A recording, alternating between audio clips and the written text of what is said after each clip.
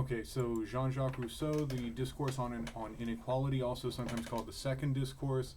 And as a way to introduce sort of Rousseau's political thought, there's a story that I think is useful. A few years ago, when I was buying a house, those of you who have bought a house know it's a somewhat stressful experience.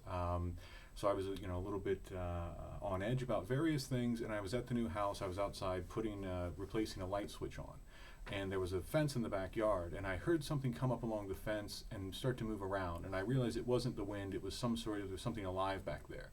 And I thought, oh, it's a dog. And then I realized that it was a person. And it was a little bit, when I realized it was a person, it was a little bit more alarming. And sure enough, somebody came up over the fence and was trying to climb the fence. And I was standing there and I said, what are you doing? And, the person was there and didn't look like life had been especially kind to him. And he explained he was trying to get through to the other side, to the street on the other side of the yard. And I explained that wouldn't be, possible. And he seemed to agree, so he went away. Now, various things flashed through my mind during that, 5-second, 10-second exchange, but none of them were, this man is my brother. And I think it's safe to say that he was not thinking the same thing about me. And in a way, that story, I think, really kind of encapsulates a lot of what Rousseau is trying to figure out and understand with his political thought. If we begin from the idea, as Hobbes does, that everybody is equal, how do we get to the point in human society where human beings regard each other as basically as enemies, and we see other human beings as more frightening, at least potentially, but oftentimes more frightening than wild animals? That's what Hobbes says to a large extent about human beings in the state of nature. It's a war of all against all, and human beings are worse to one another than, you'd rather contend with a wild animal than other human beings. Rousseau agrees with some of that, but he says, look, and this is one of the famous statements that he makes early in the Discourse on Inequality, one of the famous statements in Rousseau's thought generally. Previous philosophers have tried to describe natural man, or as he puts it, savage man, but instead they have described civilized man. They thought that they were describing human beings as they existed originally, as they exist in nature, but what they were really describing was human beings as they've been changed by society. So Rousseau will say to Hobbes, it's true that the people we see are aggressive and competitive and vainglorious and violent and cruel and so on, but all this is not natural. It comes from society. So when you have that, again, that story of how do two strangers see each other and regard each other potentially as enemies, as possibly, something frightening, rather than as brothers, or just as people who see each other as equal and as in some way or another connected by some sort of common bond of humanity, how does that happen? How does it happen that people, again, if you begin from the idea that all people are born equal, how do you get to the point where people are so divided between each other? And as Rousseau would say that, this story points to it in terms of private property. Now, his argument is not so much that private property, when people have property, they become attached to it, they become greedy, it changes them, and they become too attached to their belongings. His argument is actually that with the invention and the advent and the creation of private property, human life starts to change in a way that it's not so much that people become too attached to their material possessions and therefore dislike each other, although that is part of it. But the really crucial thing for Rousseau is that as the earth is divided up into different tracts of privately owned land, people become dependent on one another. And they lose their natural freedom, and then once they're dependent on somebody else, then that changes everything. And as you're dependent, or as you need to rely on someone else for basic things like food and survival and so on, then that really changes human nature in a very fundamental way for both parties, Rousseau says. Both for the person who has the power, who has the property, who has the ability to control others, to dominate others, and those who have to rely on this person. He says that changes everything, and human nature, that's sort of the fatal threshold that human nature crosses and can never really go back from. So ultimately his argument in the Discourse on Inequality, again sometimes called the Second Discourse, the First Discourse was on arts and sciences and argued that all of the progress of human civilization that was being celebrated in the Enlightenment had actually made people worse, from a moral or ethical point of view. The Second Discourse on the Origin of Inequality says, where does inequality come from? And it's ultimately, his argument in many ways is ultimately tragic. Probably maybe isn't quite the right word, but it's certainly pessimistic, it's sort of depressing, it's not happy, it's not optimistic, and he says that at the end of the section that we'll talk about in this lecture. So basically the Second Discourse, it begins with this sort of Again, it was written in response to a question which is actually printed in between the preface and this in this translation. This sort of middle part is untranslated, sometimes called the exordium. But we'll get to that in a little bit. But the question, he's replying to a question proposed by the Dijon Academy, by an actual sort of academic body that posed a question and asked for essays to answer it. And the question is, what is the origin of the inequality among men, and is it authorized by natural law? So what is the origin of inequality? We look around, obviously people are unequal. In Rousseau's day, obviously there was aristocracy, so there was hereditary permanent inequality between people. But today, obviously, there's also inequality in terms of wealth, in terms of political power, in terms of social class. There are still all sorts of inequalities in society, though again, in Rousseau's day it was even more permanent.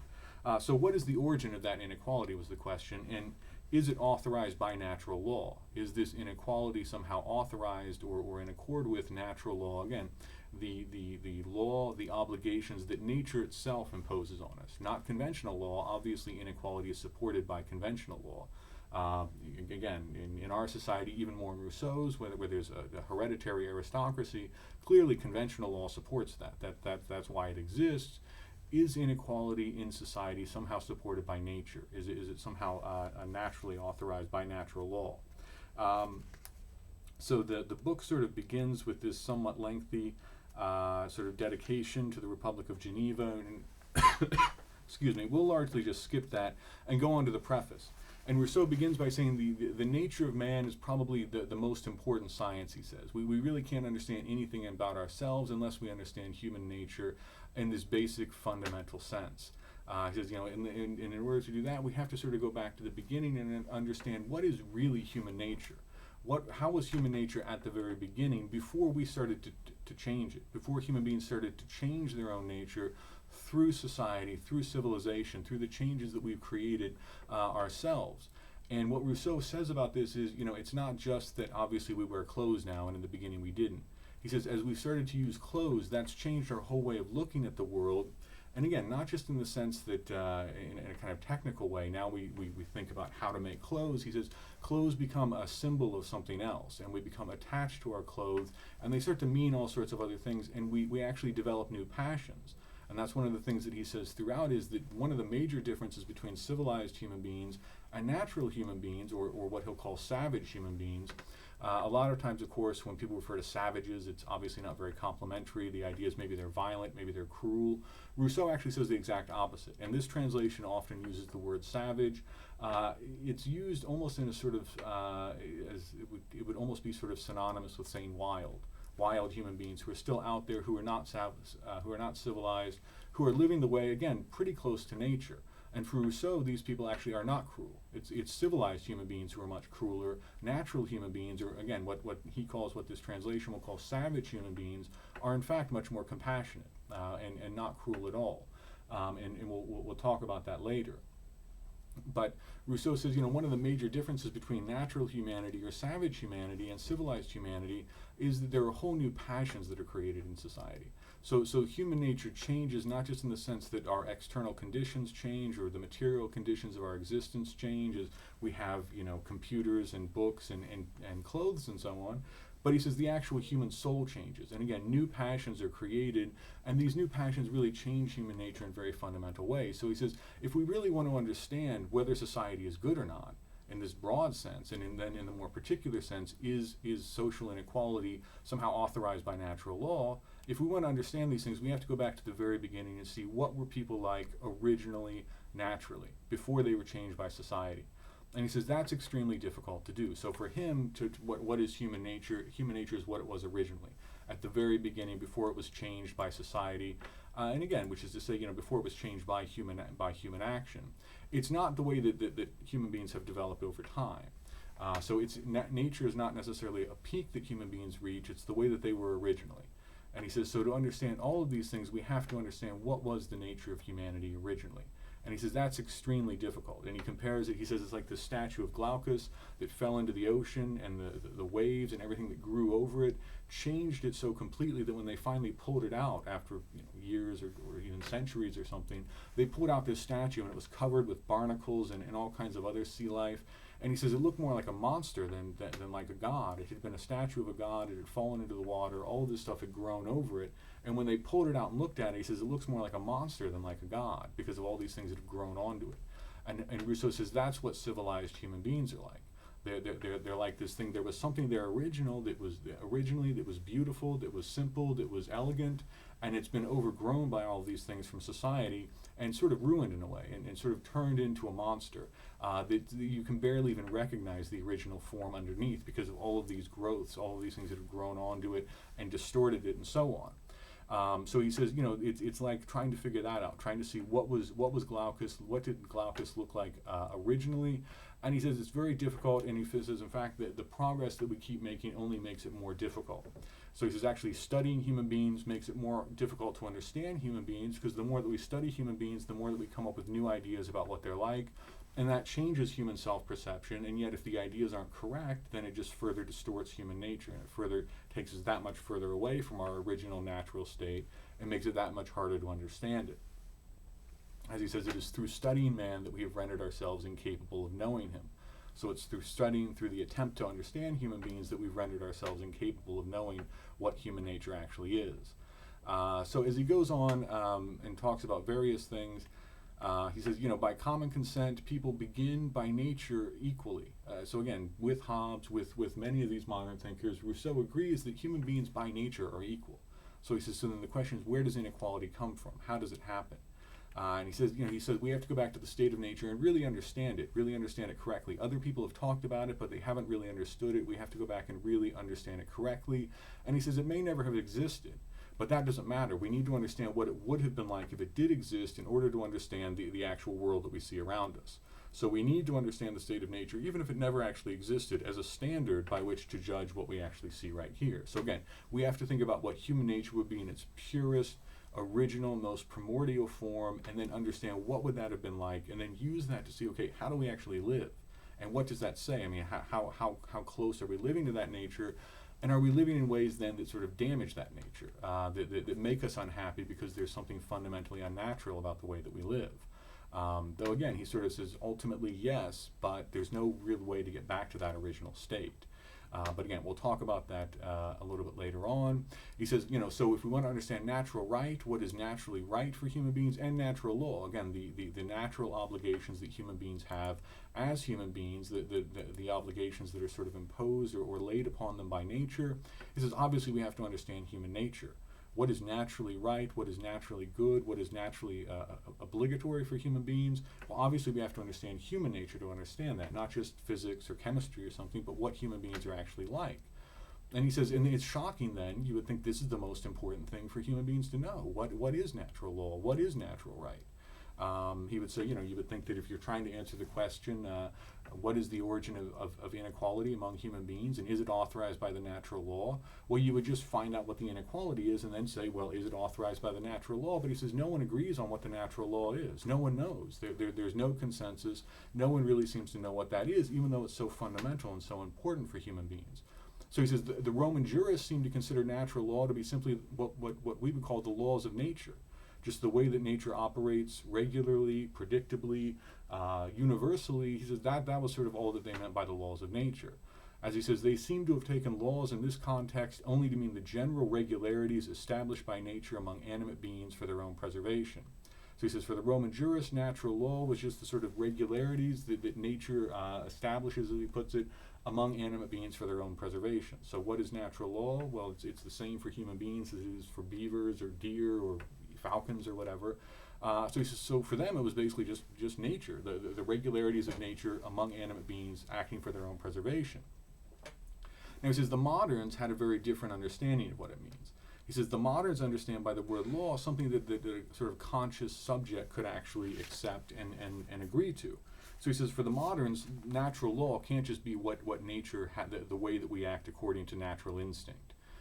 It can't just be something that human beings share with other animals. It has to be something unique to human beings, and again, something that we consciously sort of choose to accept in some way. He says, for the moderns, law can't just be, again, the way that things happen naturally. There has to be some element of free, autonomous, not necessarily, we'll see for Rousseau, not rational, but for many of the modern philosophers, rational beings, rational agents sort of consciously choose to obey this law.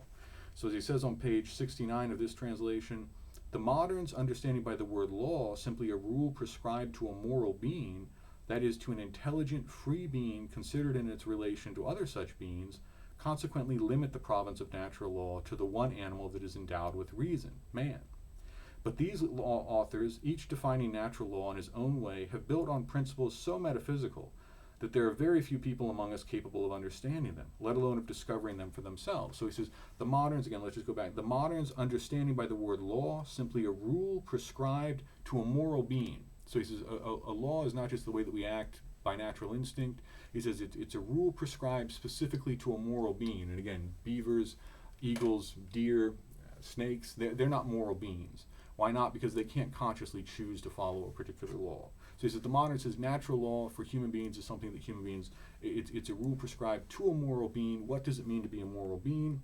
He says that is, in other words, an intelligent, free being considered its relation to other such beings. So an intelligent being, notice Rousseau doesn't focus on reason here, but an intelligent being, somebody that can think and make decisions even if it's at a relatively basic level, and free.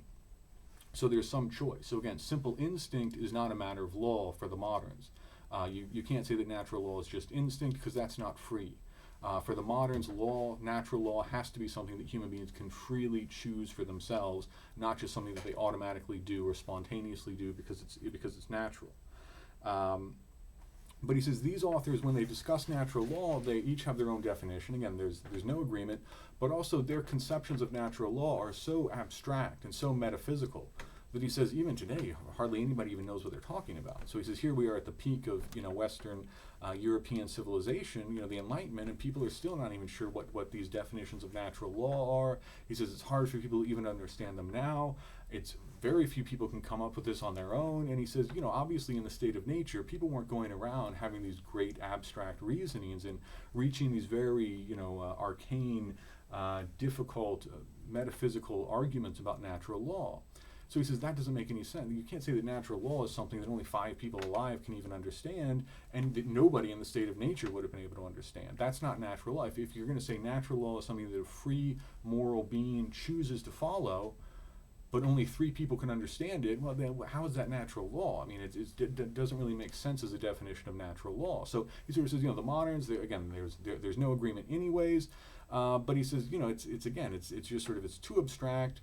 He goes on and he says, all the definitions we find in books have, besides the defect of lacking uniformity, so in other words, again, no uniformity, no agreement, so besides that defect, they have the further defect of being derived from several ideas which men do not have naturally, and the utility of which they cannot conceive until after they have emerged from the state of nature. So he says the other problem is these all rely on ideas that people don't have naturally. It takes a long process of civilized development for people to have some of these abstract ideas. And even if they somehow occurred to them, Rousseau says in the state of nature they would never see how those things are useful. Why would they choose those things? Why would they agree to those things? Rousseau says they wouldn't. So all of these definitions of natural law, besides the fact that there's no agreement, the modern definitions are all too abstract. They rely on ideas that human beings would never have in the state of nature.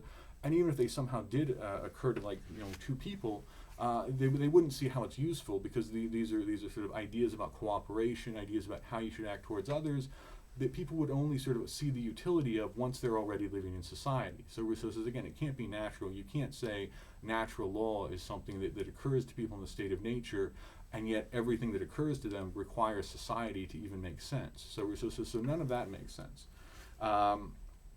So he goes on, so he sort of says basically all of these modern definitions of natural law, they have these various fatal defects, no agreement, too abstract, they rely on ideas that would never occur to anybody in the state of nature and would never seem meaningful or useful if they did. So he says for all of these reasons, the natural law is not what any of these previous modern thinkers have said.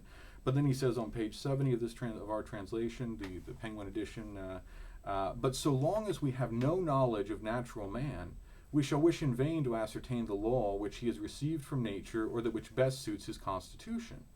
All that we can clearly see on the subject of this law is that for it to be a law, not only must the will of the being it obliges be able to obey it consciously, But also, for it to be natural, it must be spoken directly by the voice of nature. So he says, until we really understand human nature, we'll never figure out what natural law is. And he says, the only thing we can really see clearly about what natural law must be is, first of all, you have to obey it consciously. Again, it can't just be a matter of instinct. It can't be a matter of something that you do without fully being aware of it.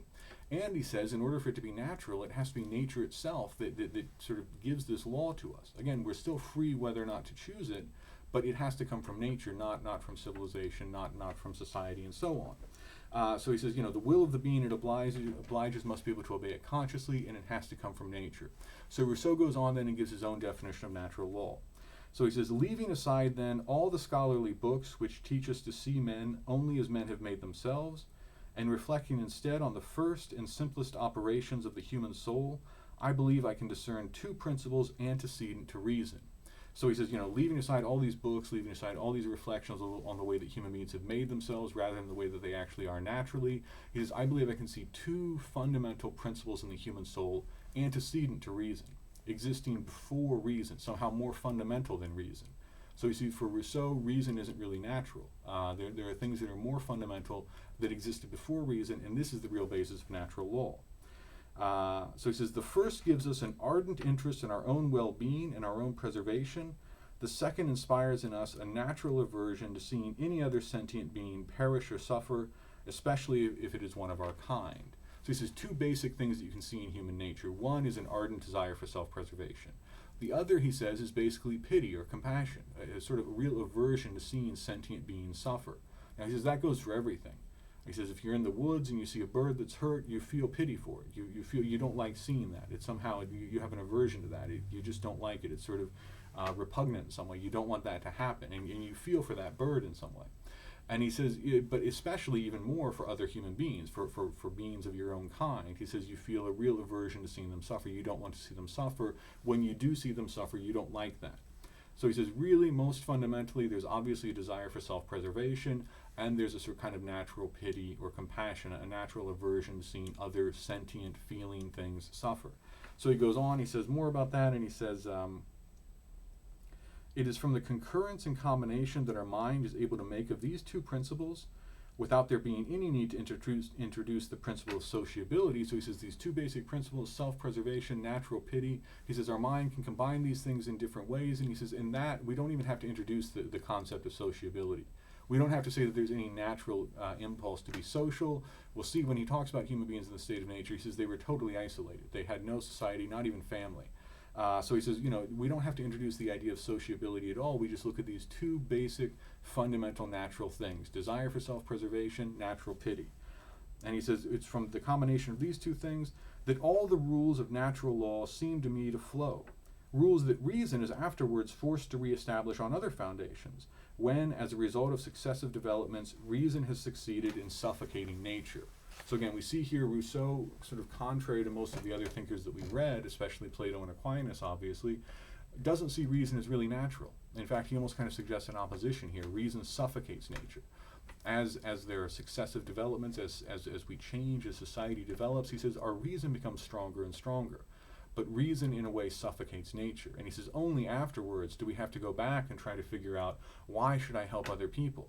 There's just a natural impulse to do that. Now, not to the point where it's going to, he says, he'll eventually say self-preservation trumps everything else. If you don't want to see things suffer, but if it's a question of you dying or, you eating a fish or something and seeing it suffer while you cook it, well, you're going to eat the fish, he says. But he says, when we try to figure out why should we be kind, why should we try to help other people, why should we not harm them, why should we not hurt them unnecessarily, Rousseau says we try to figure out or devise rational explanations for this, because he says there's just this natural impulse that we have. We just don't want to see other people suffer. We don't want to harm other people if we don't have to. But Rousseau says once we get so far removed from nature, we can no longer recognize this feeling as natural. Therefore, we have to come up with reasons to sort of justify it, because as he says, reason has kind of suffocated nature. We're so far removed from nature that now we have to come up with rational arguments for why we should behave naturally. We have to come up with rational, reasonable arguments for why we should just answer the call of nature and act according to our natural impulses. Rousseau says, because they're still there. They're faint. They're hard to understand for what they are, but they're still there, and we still try to act according to them. But now we can't just feel them as natural. We have to come up with reason. We have to use reason to devise arguments for why we should do this. So again, Rousseau's saying reason is not actually really natural.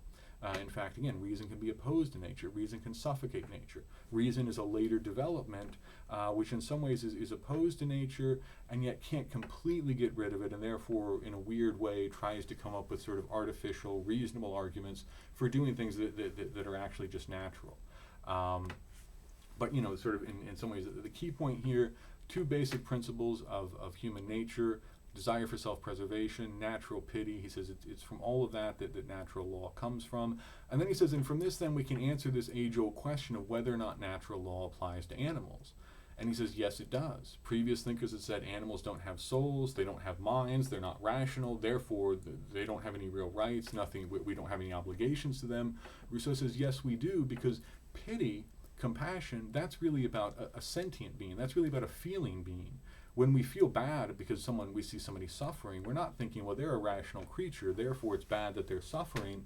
We just feel a kind of natural feeling of pity, of compassion, of feeling bad that this person is suffering like this. And it's not a matter of that they're rational, it's a matter that they can feel, and that they can therefore feel pain. And Rousseau says animals obviously can also feel pain. So he says natural law applies to animals as well, meaning that human beings do have obligations to animals. He says because animals can suffer. And therefore, part of natural law is do not cause suffering if you don't have to. And again, he says that's in human nature. That's because we don't want to see things suffer. Now again, he'll say, it's your own self-preservation is always going to come first. So if your only way to stay alive is to kill and eat an animal, he says, then you will do that, and that's not against natural law. But he says animals have a right not to be poorly treated by human beings for no reason. He says, only if your self-preservation is somehow involved. But he says animals absolutely have a right not to be mistreated by human beings for no reason. And again, he says, because in fact, if I have an obligation, according to natural law, not to harm my neighbor, not to harm another human being, he says it's not so much because he's rational, but because he's sentient. Again, sentient meaning just that he can feel, that he can experience pain. In this case, that he can experience feelings in general, but pain is the relevant one here. And so Rousseau says, if I'm not supposed to harm another human being, it's not so much because he's a rational creature, but because he's a sentient one, because he can feel pain, and pain is bad. And again, nature tells me this. And he says, but animals can also feel pain. So therefore, we shouldn't harm animals for no reason. So he says, natural law does oblige us to treat animals in a certain way. It does give animals certain rights, and it does obligate us to treat animals in a certain way. Again, within there is a limit. I mean, we can still eat animals, we just shouldn't be harming them for no reason. Okay, so he says, then at the end he sort of gives this somewhat pious conclusion that goes against everything else in the work. He sort of says, if you look at human society, it looks terrible, it looks like nothing but violence and domination and usurpation. But fortunately, God has done all these wonderful things, and this doesn't go along with anything else that he says anywhere else in the book. He does the same thing at the end of this exordium, this next little section. He has this kind of pious conclusion that doesn't make any sense with anything else that he argues. So the next, again, this short on this translation, it's pages 77 to 79. There's just this short. Begins Discourse on the Origins and the Foundation of Inequality Among Men, and he basically says a few things here, and he says, look, I'm talking about natural inequality. He says among human beings there are two types of inequality. One you can call natural. Some people are taller than others. Some people have different types. Now, he'll go on to say almost everything that we think of as natural inequality is in fact caused by society or by the influence of society and civilization. But let's just say some people are taller than others, some people are faster than others. He says that's basically natural, and you can't really say what is the origin of natural inequality, because the very name answers that. Nature is the cause of natural inequality. But he says there's also, again, what he calls political or moral inequality, and he says that is that people are unequal in society. Some people have more wealth than others. Some people have more power. Some people can, if they tell somebody else to do something, that person will do it. Not everybody is like that. Some people have more power than others, more influence over others. And he says, of course, maybe you say, well, that's natural too. The reason that some people have more power in society is because they're naturally better. And you could apply that to the aristocracy of Rousseau's day. You could apply it today. You actually hear this somewhat frequently today. Well, if some people have more money, it's because they work harder and they're more virtuous and so on. And you could apply that today just like you could in Rousseau's day, the argument that social inequality, political inequality, is simply natural inequality. And Rousseau is completely contemptuous of this idea. He says this is useful for slaves to say this in front of their masters so they sound loyal, but he says that no free person would ever consider this for a second. He says it's obvious that social inequality, that political inequality is not a matter of natural inequality. Therefore, where does it come from? He says, only a slave who's trying to impress his master would ever suggest that political inequality is natural inequality. Clearly, the inequality that exists in society does not come from nature. It's not natural. So where does it come from? How does it work? And then he goes on and he says, people have tried to answer this question, but have never really understood it very well. And that's where he says this famous line: all these previous philosophers have set out to describe the state of nature, but they haven't gotten there. They've always stopped and described people as they exist in society. This famous line: they've set out to describe savage man, but they've actually described civilized man, human beings as they exist in society. When they've already gotten away from nature and been changed by society. And again, Hobbes is the perfect example. He says, human beings in society, it's true. When you see the state of nature in society in the sense of the collapse of government, or the way that the different nations act towards each other, sure, then you see people are violent and aggressive and murderous and so on. But Rousseau says that doesn't mean that that's the way it is naturally. That means that's the way that civilized human beings act when there's no power to overawe them, as Hobbes would say. Rousseau agrees with that, but he says, but that's not human nature. Human nature is actually very, very different. That's human beings as they've been made in society. So towards the end, he has this beautiful line: "O man, to whatever country you belong and whatever your opinions, listen. Here is your history as I believe I have read it, not in the books of your fellow men who are liars, but in nature which never lies." So again, this sort of classic Enlightenment idea that he's sort of saying, addressing human beings, whatever nation they belong to, whatever country they belong to. He says, here's the actual history of humanity. As he says, I've read it, not in the books of human beings who are liars, as he puts it, but in the actual book of nature. And he goes on and says, anything that I've gotten wrong is inadvertent. It's something that I've added. Nature itself, he says, never lies. And again, it speaks in the same way, he says, to people of all societies, of all nations, of all countries. And he says, here's what I think human nature really is. And he says, it's not a happy story, the story that I have to tell about what human nature is and how we've gotten to the point that we have. He says it's like individuals. You might look back at one point in your life and say, that's when I was happiest. If I could have stayed there forever, that would have been a much better life than the one that I've had. That was sort of the peak. That's when I was happiest for all of these different reasons, and I wish I could have stayed that age and in that situation forever. And Rousseau says it's the same thing with the species. Once we understand human nature and human history correctly, we understand that we can look back and see a point in human history when human beings were happiest. And we can realize if we had only stayed there, we would have been happy, but because we didn't, because we moved on, because we underwent these further changes, now we're miserable, and we're fated to only become more and more miserable, to get worse and worse. So he says, it's actually sort of a curse for our a terror for those who will come ahead of us, because they realize this is only going to get worse as we get further and further away from nature. Now, Rousseau's influence provoked a huge backlash against a lot of what he was talking about.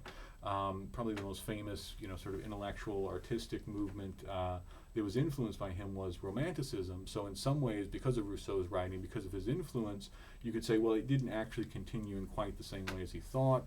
A lot of the things that he criticizes, in fact, you could say 17th century or 18th century France was sort of the peak of those things. And they haven't gone away by any means, but they're sort of less intense than he seemed to think that they would be in the future. But in any case, he sort of says, that again, there's this sort of period in the life of the individual that the individual thinks would have been the best if they could have stayed there. He says it's the same with the species. And it was a long time ago.